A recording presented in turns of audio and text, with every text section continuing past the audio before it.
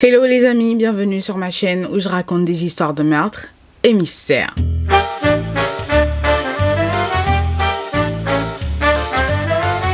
Pour les nouveaux, bienvenue, je m'appelle Osnel et je suis là tous les mercredis et les samedis pour vous raconter les histoires les plus sordides, les histoires les plus what the fuck qui existent dans ce monde. Alors si tu passes par là et que mon contenu te plaît, n'hésite pas à t'abonner, à activer la cloche de notification et surtout à venir me suivre sur Instagram. Et pour les anciens, ouais, y'a Nose, y'a my babies, thank you, merci de faire partie de l'aventure meurtre et mystère. Alors petit disclaimer avant de commencer, je tiens à vous rappeler que ce contenu s'adresse à un public averti, ce contenu est déconseillé au moins de 12 ans. Alors je sais pas pour vous, mais on est à peine au début du mois de juin et j'ai déjà un truc, mais même avant, hein, enfin, je pense dès mi-mai, ce truc pour l'eau fraîche a débuté. Du coup je stocke des bouteilles d'eau au frigo parce que voilà, je sais pas, je peux pas m'en passer, enfin voilà, donc bon, petite parenthèse. Alors je me suis hydratée, je suis bien là, je suis au top. Commençons du coup la vidéo d'aujourd'hui. Alors aujourd'hui nous allons parler du coup d'une femme qui a enfermé son compagnon dans une valise, ce qui a causé du coup le décès de celui-ci. Nous allons donc parler de l'affaire Sarah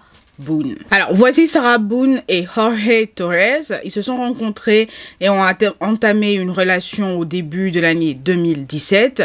Les deux étaient divorcés et avaient déjà des enfants de leur précédente union. Le truc c'est que après toute l'excitation en fait qu'il y a après le début d'une nouvelle relation, le couple a commencé à avoir des problèmes conjugaux, ce qui fera tout simplement que les deux seront arrêtés plusieurs fois entre 2018 et 2020 pour violences conjugales commises l'un sur l'autre. Par exemple, en juillet 2018, la police a été contactée du coup par les voisins par rapport à une dispute du coup que le couple avait chez eux. Donc lorsque les policiers sont arrivés, ils ont retrouvé Sarah qui avait des blessures apparentes au visage, enfin qui avait l'air secouée. Donc ils lui ont demandé ce qui s'était passé, donc elle va leur raconter que c'est Jorge qui l'a mis dans cet état-là, mais qu'elle ne souhaite pas du tout porter plainte, que voilà, tout allait se régler à l'amiable. Donc les policiers ils se disent ok, donc ils sont allés voir du coup Jorge pour avoir sa version des faits et pour essayer de calmer les deux.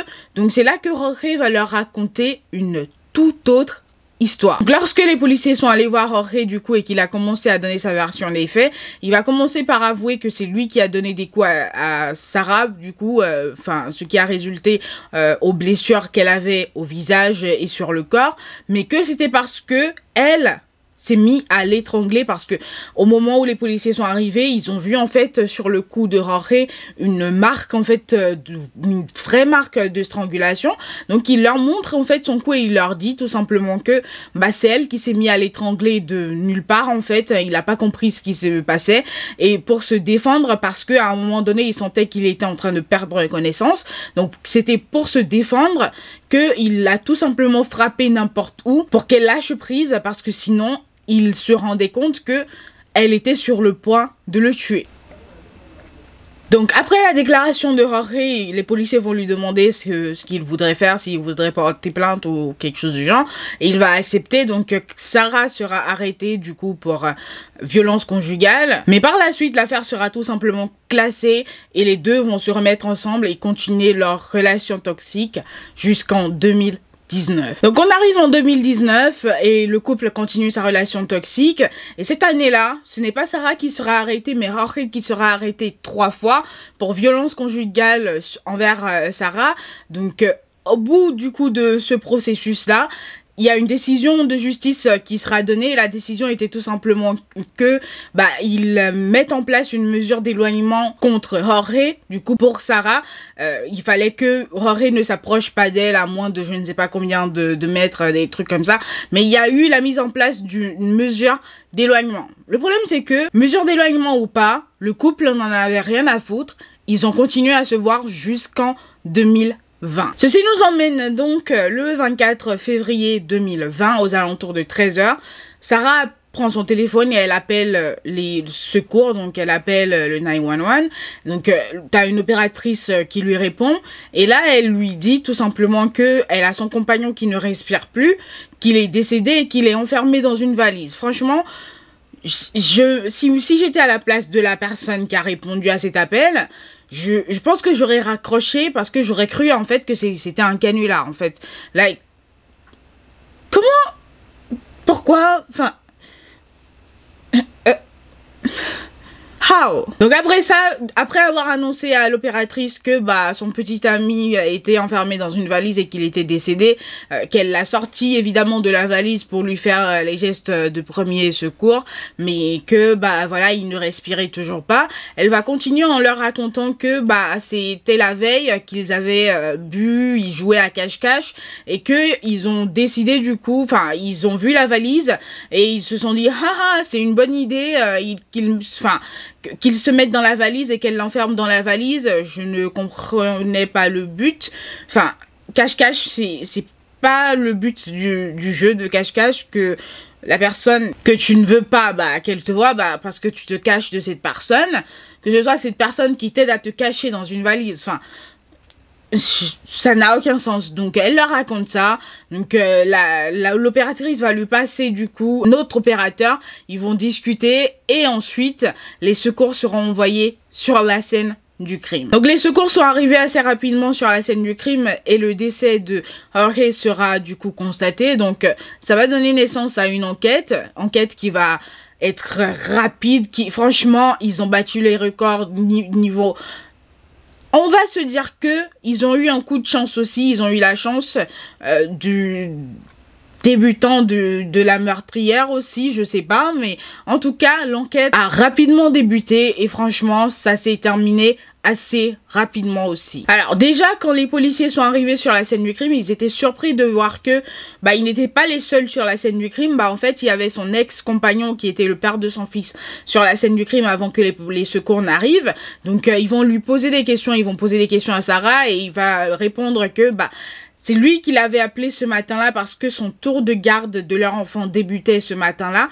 Donc il l'appelait pour savoir en fait si elle allait venir chercher le gosse ou s'il fallait que lui vienne déposer le gosse. Donc elle n'a pas décroché. Ensuite elle l'a rappelé et au moment où elle l'a rappelé, c'était pour lui annoncer en fait que Jorge était décédé et qu'il était du coup dans la valise. Donc là le monsieur il était en panique, il lui a dit tout de suite d'appeler les secours et lui-même il est arrivé sur la scène du crime.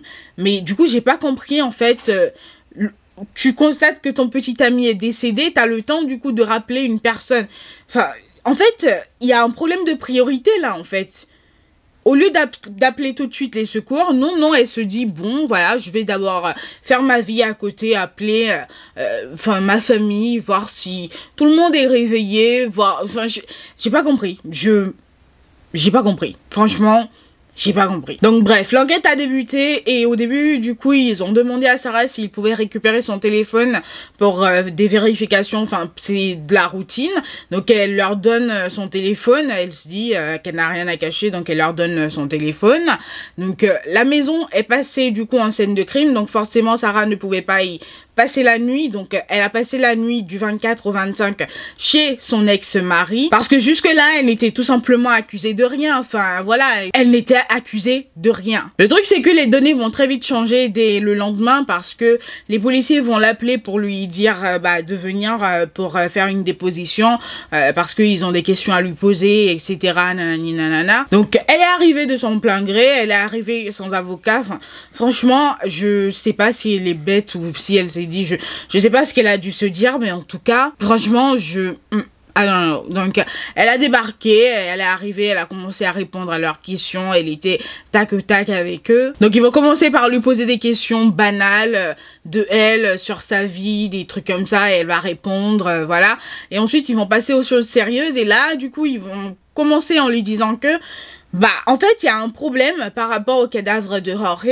Le truc, c'est que les médecins légistes ont constaté qu'il avait des blessures sur le corps. Donc, en fait, faut qu'elle explique comment il a eu ces blessures sur le corps. Là, elle est devenue défensive. Elle était en mode, je ne lui ai rien fait. Je n'ai pas touché son corps. Non, mais elle était en mode défense. Elle était sur la défensive, mais high level. Après ça, les policiers vont lui demander de leur raconter un peu la soirée, en fait, qui a conduit au décès de Jorge, de leur raconter un peu ce qui s'est passé. Donc, elle leur a raconté que ils ont bu une bouteille de vin, qu'ils ont joué à plusieurs jeux, et qu'ils ont fini sur ce jeu de cache-cache. Et c'était pendant le jeu de cache-cache qu'ils ont vu la valise et ils se sont dit, oh, quelle bonne idée, et si tu te mettais dans la valise et que je t'enferme dans la valise et que c'est ça le jeu, en fait, like, yeah, enfin, Vous imaginez à quel point il devait être déchiré, le mec, pour accepter de se faire enfermer dans une valise. Mais elle aussi, à quel point elle devait être déchirée pour ne pas se rappeler des détails. Parce qu'il y a des détails dont elle ne se rappelle pas. Et je vais vous le dire dans quelques minutes. Enfin, franchement, quand elle dit qu'ils ont bu une bouteille de vin, je n'y crois pas du tout. Non, en fait. Non, je n'y crois pas. Je n'y crois pas parce que c'est pas possible. Pour une bouteille de vin, tu n'oublies pas ce genre de... Tu n'oublies pas. Non, c'est pas possible. Donc, bref, ils vont lui demander du coup si, quand ils ont bu, est-ce qu'elle a perdu connaissance? Est-ce que elle a trop bu au point de, voilà, perdre connaissance de quelque chose du genre? Et elle va leur répondre non, ils ont juste bu une bouteille. Franchement, je sais pas pourquoi elle cache le fait d'avoir bu, mais si t'as bu, assume, enfin... Elle cache, hein, voilà, c'est des suppositions, ok? Elle n'est pas encore jugée, donc je ne veux pas, voilà. Mais je ne comprends pas pourquoi elle cache en fait le fait, elle cacherait du coup le fait d'avoir bu, tout simplement, parce que limite ça peut aider son cas, en fait. Je sais pas si ça peut aider, mais peut-être que ça peut aider, je sais pas. Mais en tout cas, elle va raconter aux policiers que, non, elle n'a pas perdu connaissance, qu'ils avaient juste bu une bouteille de vin et que... Voilà, c'était tout ce qui s'était passé. Le problème, c'est que c'est à ce moment-là que les policiers vont sortir, en fait, leur pièce maîtresse et lui dire « Échec et mat ». Ils vont sortir des vidéos qu'elle a filmées elle-même le soir du décès de Jorge. Parce que, en fait, je vous dis, elle était tellement déchirée, je pense, hein, je ne dis pas qu'elle était. Voilà, elle n'a pas encore été jugée, donc c'est des suppositions. Je pense qu'elle était tellement déchirée, elle devait être tellement bourrée que...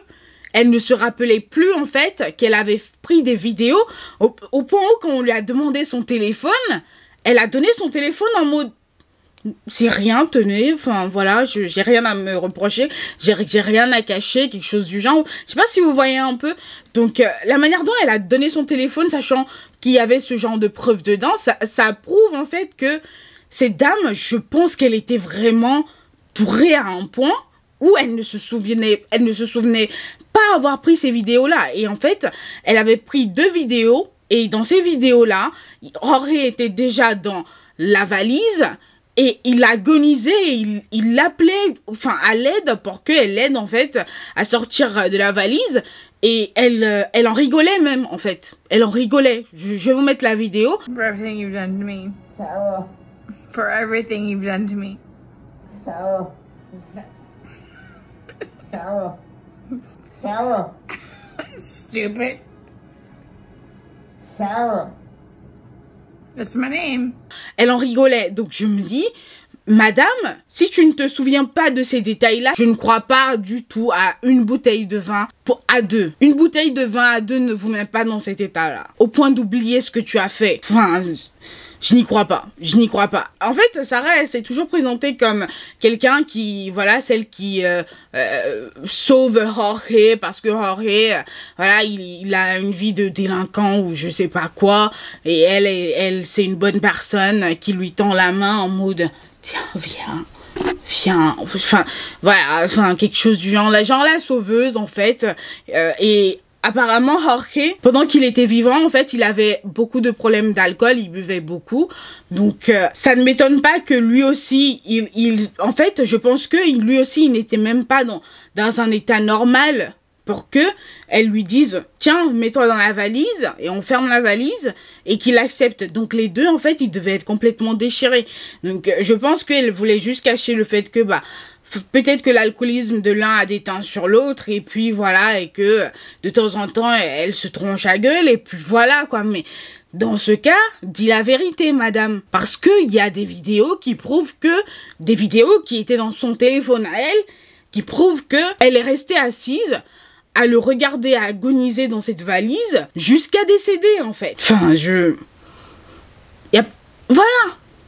Fin de l'histoire. Du coup, après qu'il lui a montré, en fait, la vidéo, c'est là qu'elle s'est rendue compte qu'en fait, oui, qu'elle est dans la mouille totale. Et du coup, elle a essayé de glisser des trucs en mode pour se défendre. Mais tu sens que elle nage. Non, c'est pas possible, madame, de se rattraper. Laisse tomber. C'est bon, le bateau, il est parti. Tu peux pas le rattraper. Laisse tomber. Le bateau, il est déjà en marche. il est parti, donc forcément, elle a été arrêtée, du coup, elle était juste venue, en fait, pour faire une déposition, là, et vers la fin, du coup, de cette déposition, ils vont lui dire qu'en fait, elle est mise en garde à vue, et ensuite, à la fin, du coup, de la garde à vue, ils lui ont dit tout simplement, madame, vous êtes arrêtée et inculpée de meurtre au second degré.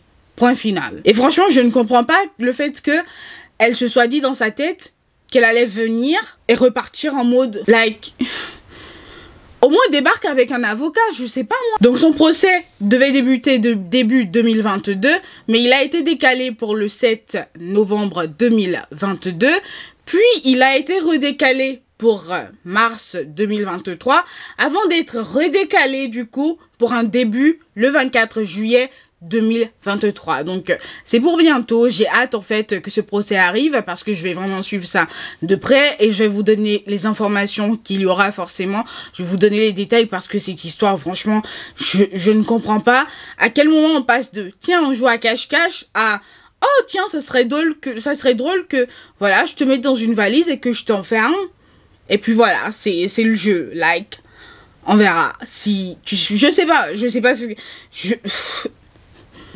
pas franchement, et j'en profite en fait pour sensibiliser les gens par rapport à on parle vraiment des drogues, nanana, mais on parle pas assez de l'alcool. L'alcool fait faire des choses stupides. Des choses stupides. Après, faut que tu sois déjà une personne tarée pour que l'alcool, en plus de ton comportement de taré, t'emmène à faire ce genre de truc. Parce que, en fait, ce type de truc ne se serait pas produit si elle n'était pas, en fait, dans ce genre de relation toxique avec ce mec. Je sais pas si vous voyez ce que je veux dire. Enfin, j'espère que vous comprenez ce que je veux dire. Il n'y aurait pas eu cette situation-là si elle n'était pas dans une relation toxique où on abusait physiquement l'un de l'autre, enfin, de temps en temps, où c'est, enfin, voilà, je sais pas si vous comprenez là où je veux en venir, mais l'alcool, en plus de conteste vraiment pas potable, en fait, ça donne en fait ce type de résultat-là, où malheureusement, t'as une personne qui perd la vie gratuitement comme ça, bêtement comme ça, pour rien du tout, en fait. Et ça, vraiment, c'est dommage. C'est dommage. Donc voilà les amis, l'histoire d'aujourd'hui. J'espère qu'elle vous aura plu. On se retrouve une prochaine fois pour une nouvelle histoire. En attendant, je vous souhaite une bonne journée. Portez-vous bien et faites de bons choix. Bye guys.